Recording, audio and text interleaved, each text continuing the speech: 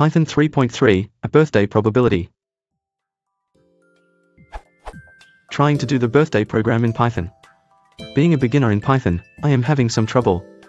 Function duplicates, L, that takes a list L and returns true if it has a duplicate element, and false if it does not. Function test, count, generates a list of count random integers between 1 and 365. Function duplicates, L, will test for duplicates. Function probability, count, num, runs num tests of count people, and counts the number of tests with duplicates. It returns the fraction of the tests with duplicates, the number of duplicates divided by num. Results should look like.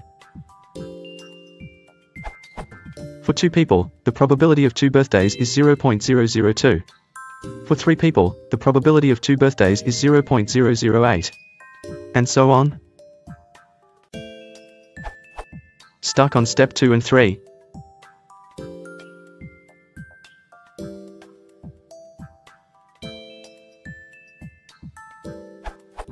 I believe I did step 1 correctly, but I'm not sure where to go from here.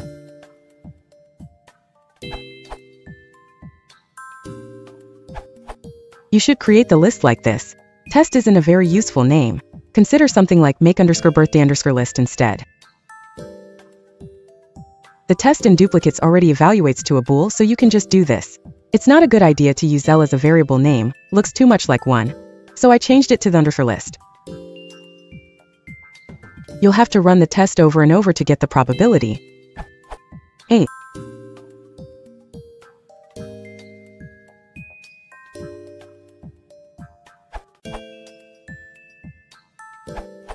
Test does not return a list of length count. The result only has one element. You would want to make use of list comprehension to get this to work nice.